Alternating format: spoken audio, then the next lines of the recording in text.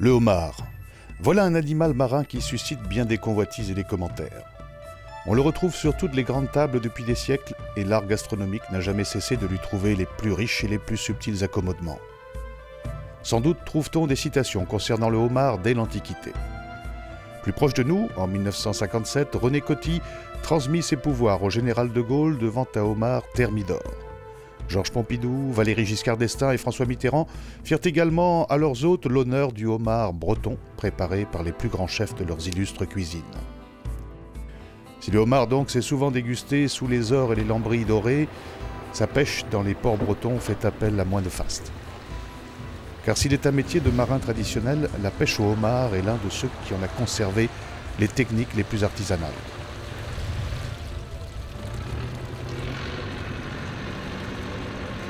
Albert Paubert, patron du Canot Isle, et son fils Frédéric embarquent vers 4 heures du matin. Alors que son père met le cap sur les lieux de pêche où les casiers ont été mouillés la veille, Frédéric prépare l'appât ou bouette du chinchard frais, une espèce de poisson dont le homard est friand. Dès le début du printemps, l'Isle est basé à Mousterlin, joli petit port de pêche cornouaillé, niché au creux d'un estuaire à 3 pas d'une plage de sable blanc.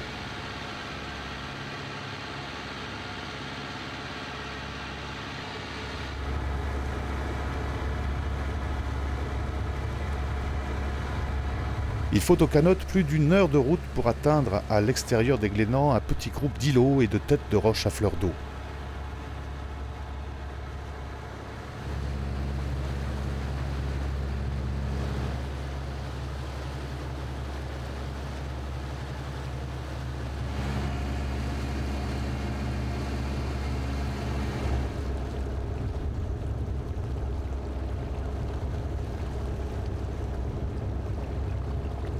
Les filières sont repérées par des hampes de bambou plantées sur les bouées fixées à chaque extrémité.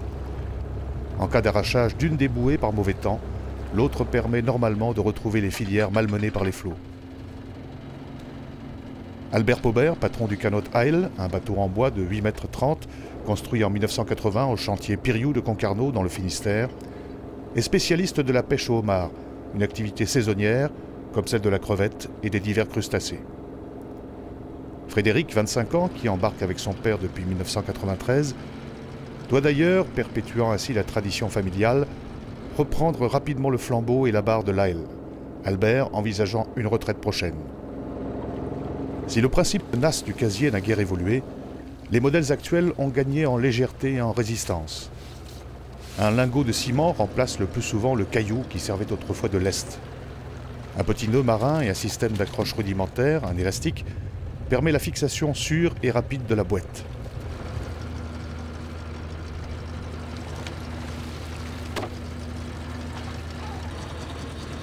Remontées au vire-casier, les filières sont rapidement inspectées, reboîtées et rangées sur le pont avant la remise à l'eau. Chaque remontée nécessite environ une demi-heure, ce qui représente un gain de temps considérable sur le travail autrefois effectué à la main.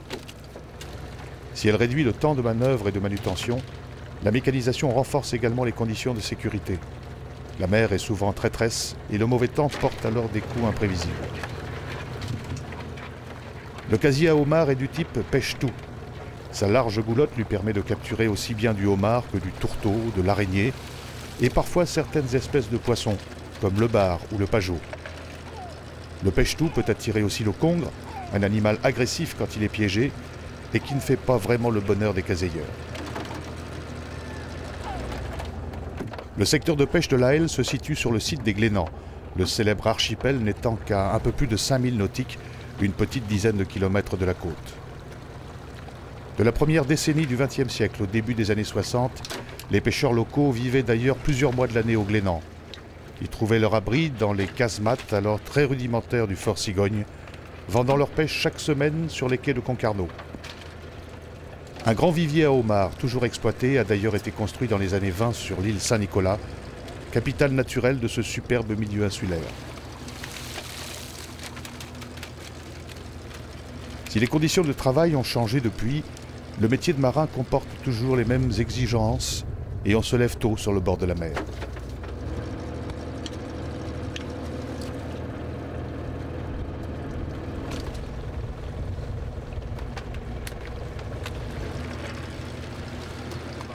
Pour des pêcheurs d'expérience, comme sont les deux marins, la pêche est bonne.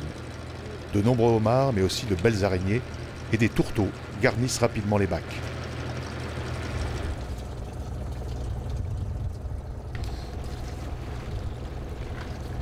Malgré l'aspect paisible de l'eau par beau temps, ce site parsemé de hauts fonds devient redoutable dès que souffle le vent et que se lève la houle. Sa fréquentation exige une grande expérience et beaucoup de prudence, des qualités indispensables au bon marin.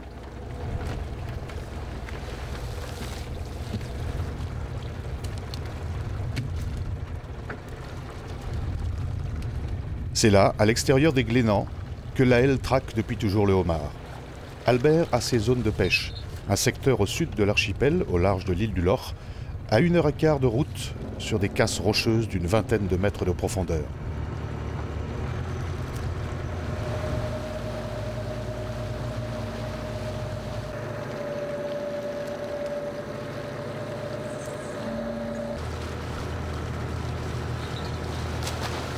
L'Aelle met à l'eau une quinzaine de filières de 22 casiers chacune.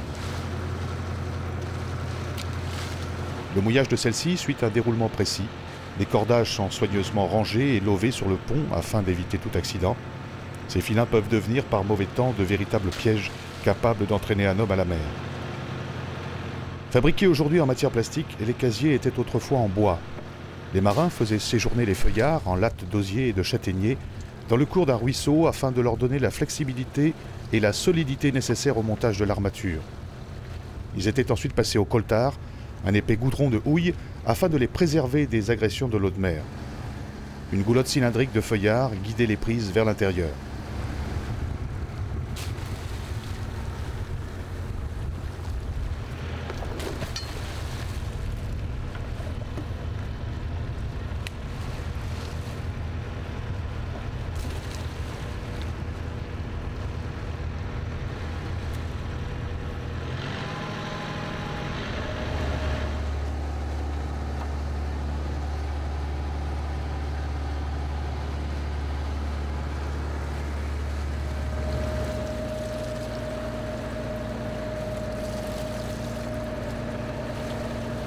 Les pinces du homard sont très dangereuses, leurs blessures sont cruelles et il est pratiquement impossible de se défaire de leur prise semblable à celle d'un étau.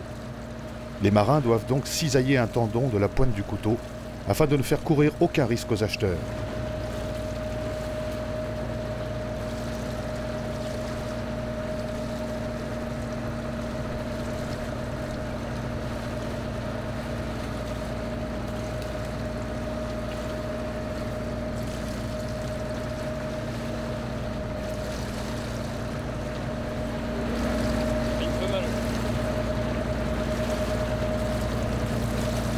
Frédéric les range soigneusement dans des caisses de criée, servant de vivier car alimentés en permanence par de l'eau de mer.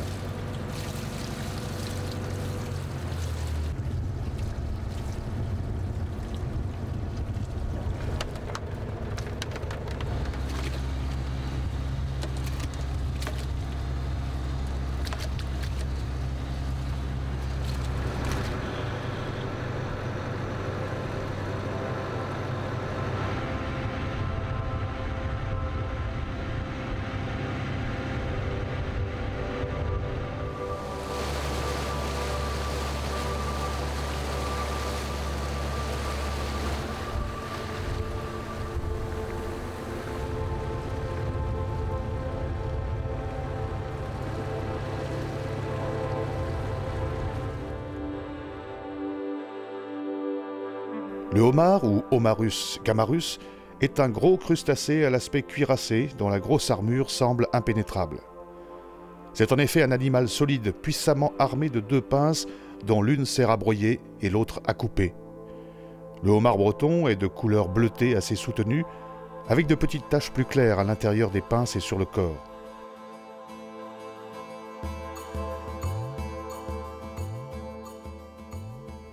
Comme celle de tous les crustacés, la bouche du homard est une structure complexe et raffinée, de pièces buccales pouvant couper, broyer, râper, soulignent les universitaires rennais Cécile Lemoine et Georges Claustre.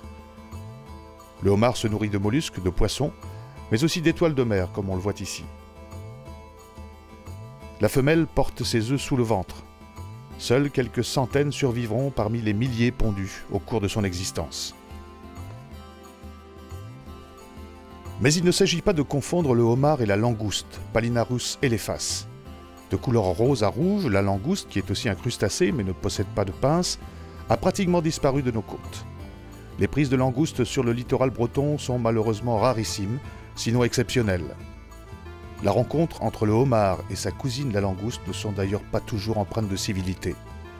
On le voit ici, le homard chassant sa locataire de son trou pour prendre sa place. La longueur moyenne des pièces capturées dans nos eaux est de l'ordre d'une trentaine de centimètres pour un poids de 300 grammes environ. Il arrive parfois que des individus de 2, 3 voire 4 kilos soient capturés. Ils ont alors une vingtaine d'années. Et que dire alors de ces animaux d'anthologie dont les photos paraissent parfois dans les journaux et qui atteignent 80 cm voire 1 mètre. Il s'agit alors de vénérables centenaires qui méritent bien de finir leur jour à l'abri d'un aquarium ou au fond de l'océan. Le Sampama, ou Centre d'études du milieu pédagogique appliqué de Begmeil à Fouesnant, dans le Finistère, s'est penché sur la reproduction des homards en écloserie. Une expérience que Pierre Molot, biologiste au centre, avait déjà mise en œuvre dans une écloserie expérimentale de l'île d'Ouate, dans le Morbihan, il y a quelques années. La reproduction, un problème difficile à résoudre hors milieu naturel. Donc le homard, en fait, on récupère des femelles, ce qu'on appelle des femelles grainées, c'est-à-dire des femelles qui ont des œufs déjà fécondés, parce que la fécondation, ça, on ne sait pas faire en laboratoire. Et on attend que cette femelle dégraine, c'est-à-dire qu'elle lâche les larves. Ensuite vient la phase d'élevage larvaire, c'est-à-dire que pendant 3 semaines, ces homards, ils vont nager. Et puis au bout de 3 semaines, ils se métamorphosent, c'est-à-dire qu'ils tombent au fond et se transforment en petits homards, en fait, qu'il y a là. Ceux-ci ont 2-3 mois. Alors les homards, c'est compliqué parce que vous voyez qu'ils sont tous séparés. C'est parce qu'ils se bouffent entre eux. C'est terriblement cannibale. Si on met 2 homards dans une même boîte, le lendemain, il n'y en a plus qu'un. Donc c'est pour ça que techniquement, c'est infaisable d'élever du homard pour le vendre. Ça se fait pour le repeuplement, c'est-à-dire d'élever des petits homards pour les rebalancer en mer à cette taille-là. Un petit homard qui a 1 an maintenant. Alors ils ne sont pas tous logés à la même enseigne, hein. Vous avez vu que les araignées, en 1 an ou 2 ans, ça devenait mangeable. Le homard, il faudra attendre 5 ans pour qu'il soit limite mangeable. Une classe du CM2 de Fouesnant prépare d'ailleurs une expérience originale avec le Sampama. Dans quelques mois, chaque élève deviendra propriétaire d'un petit homard qu'il aura la charge de faire grandir. Cette expérience entre dans le cadre d'une approche pédagogique destinée à faire découvrir aux enfants les faces cachées du milieu marin. Elle veut aussi les sensibiliser aux problèmes de la faune et de la flore, notamment dans le cas de pollution ou de perturbation sur les sites nourriciers ou de reproduction. Et dans cet environnement en mutation, où la recherche scientifique devient de plus en plus performante, l'AL poursuit son bout de chemin parmi les cailloux des Glénans.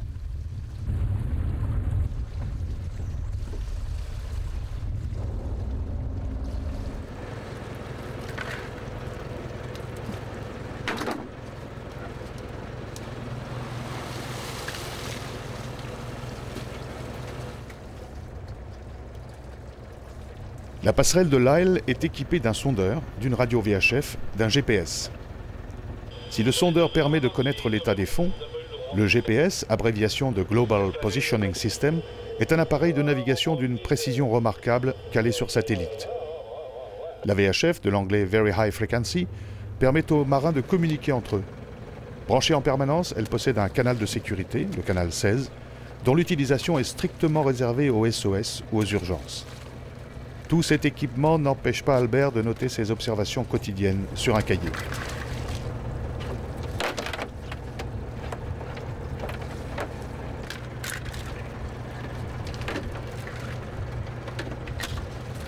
La pieuvre, Octopus vulgaris, fréquente depuis toujours les bancs des Glénans. L'augmentation de sa population, constatée depuis quelques années cependant, pourrait faire penser qu'elle aurait colonisé certains sites aux dépens d'autres espèces. Malgré son aspect d'animal un peu fantastique et ses 8 tentacules équipés de ventouses, l'octopus n'est pas dangereux pour l'homme.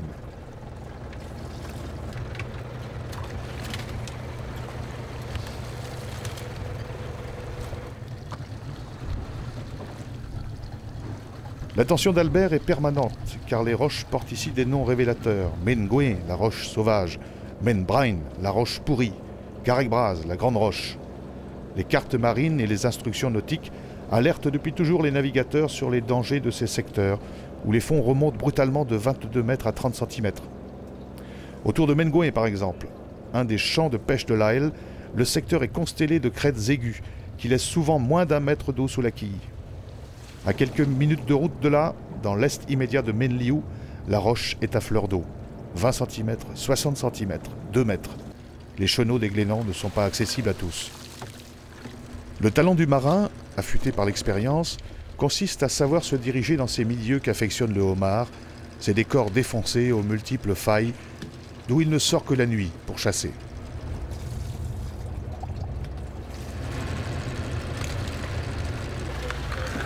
Il a déjà été pêché quand il était petit. Ouais. Si on lui enlève un morceau de la queue. Ah ouais. Ouais. Il arrive parfois, comme c'est le cas ici, de retrouver un homard pêché l'année précédente et remis à l'eau pour cause d'immaturité. Car il faut bien l'admettre, la préservation des ressources halieutiques, aujourd'hui si menacées, passe nécessairement par la sélectivité des captures et la gestion raisonnée des stocks. C'est ainsi que les organismes professionnels, tels les comités des pêches et leurs adhérents, incitent chacun à participer à la sauvegarde des espèces et à la protection des immatures. Des raisons diverses, dont la surexploitation il y a une trentaine d'années, ont d'ailleurs sérieusement touché les stocks de homards et de crustacés côtiers en général. Il était courant dans les années 50 de pêcher 4 à 5 homards par casier. Certains abus ont gravement endommagé la ressource, avant que la profession et les scientifiques ne tirent enfin la sonnette d'alarme et que les précautions soient prises pour remédier au mal.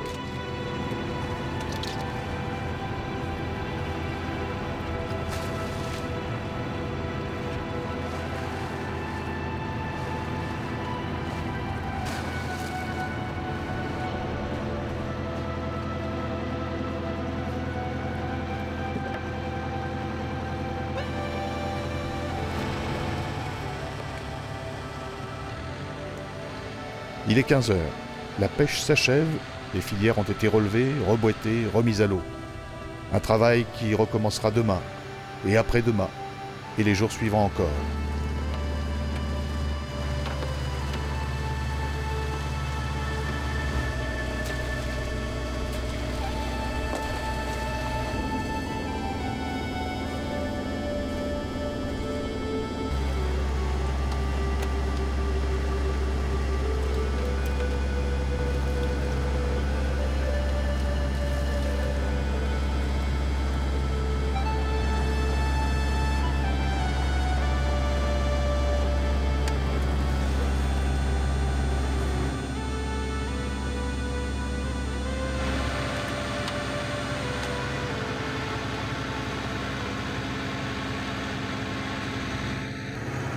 Les pinces des tourteaux sont également puissantes et redoutables.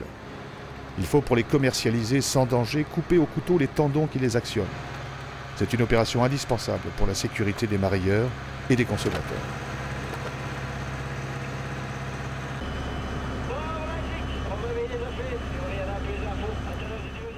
Albert met alors le cap sur Mousterlin, tandis que Frédéric, avec la manche à eau, nettoie le pont de nombreux débris d'algues et de coquillages qui risqueraient de s'y incruster.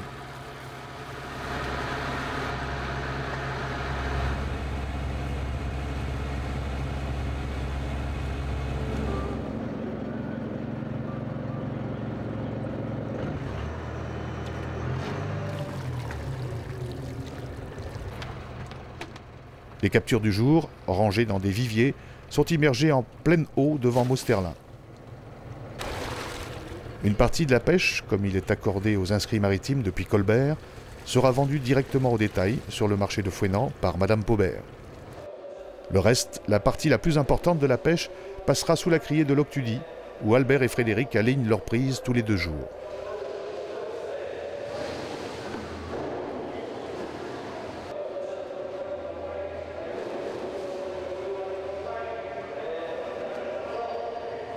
Pour être livré vivant sur le marché, le homard, après débarquement et rachat par les marailleurs, est conservé dans de vastes viviers alimentés en eau de mer.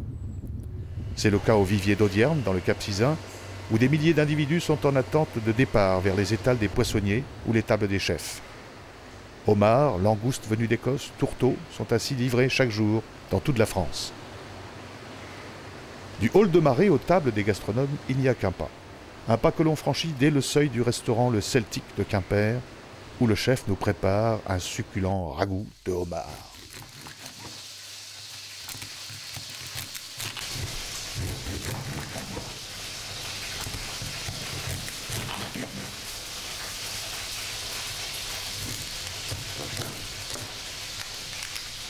Voilà.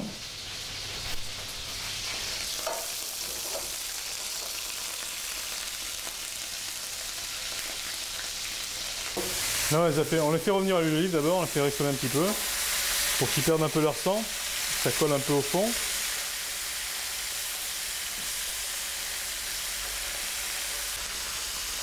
Voilà, pour qu'ils rougissent un peu.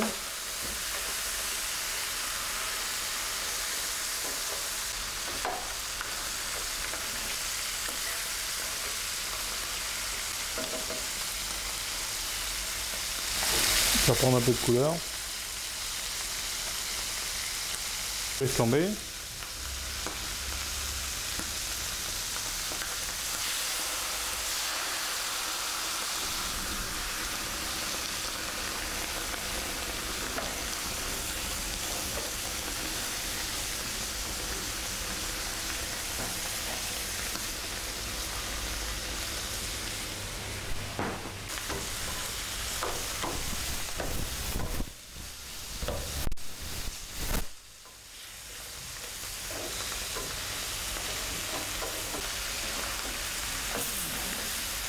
Bon, maintenant ça commence à coller un peu au fond.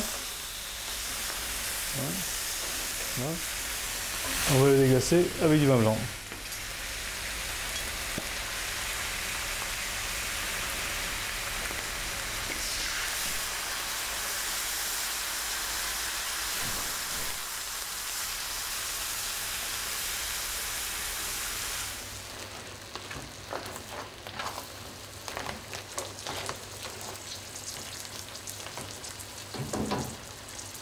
Maintenant que ça a réduit de moitié, on va prendre la bisque de langoustine, on va l'incorporer.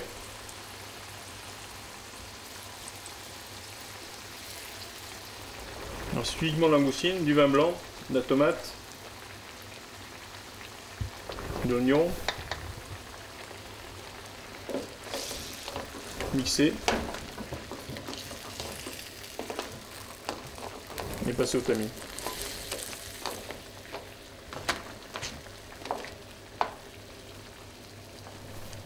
Pointe d'ail.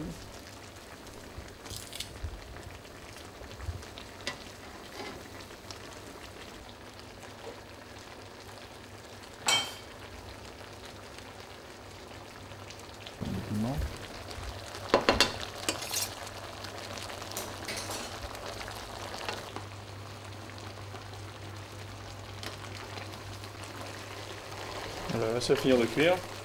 C'est pratiquement cuit.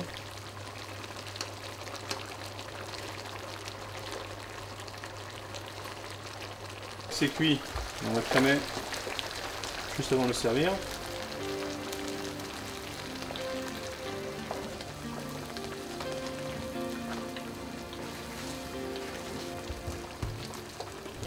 Voilà, on peut couper le feu.